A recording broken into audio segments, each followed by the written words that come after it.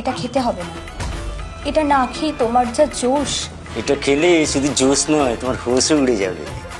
এটা খেলে তোমার শরীরে 10টা ওষুধ ঢুকে পড়ে, আমি সামলাতে পারি না। তারপর গায়ে এত ব্যথা হয়, সারাদিন কাস্টমারই নিতে পারি না।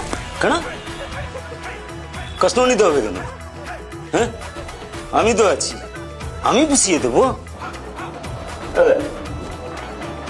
এই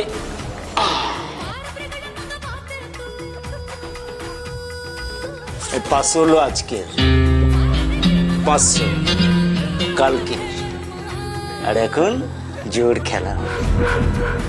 তাহলে আমি কেক বানাই। সব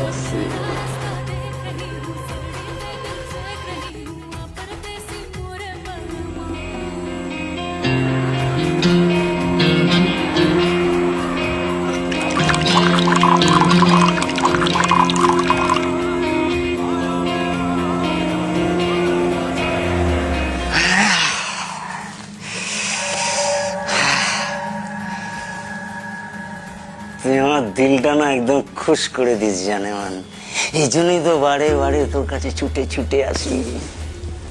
জানি, যতদিন এই শরীরটা আছে ততদিনই তো আসবে। তা আবার একটা বিয়ে শাদী করেছে তো শুনলাম, কেন বউয়ের কাছ থেকে সুখ পাচ্ছ না বুঝি?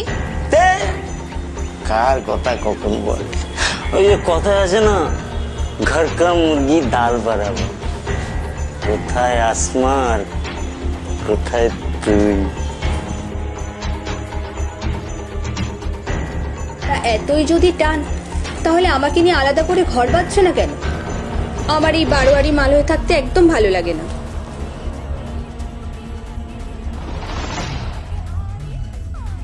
সেই ব্যবস্থাই তো করছি। মানে তুমি সত্যি আমাকে নিয়ে ঘর বাঁধবে?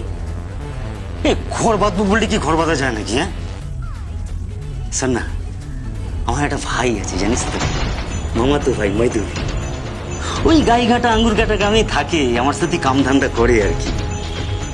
তো সেদিন ও বলছিল যে এবারে শাদি করে তিতু হতে চায়, আর ঠিক তখনই প্ল্যানটা মাথায় এলো, মৈদুলের সঙ্গে যদি একবার তোর শাদি দিয়ে দিতে পারি, ব্যাস আমিও আসমাকে নিয়ে এই লক্ষ্মীকান্তপুর থেকে আঙ্গুর কাটাতে এসে ঘর নেব।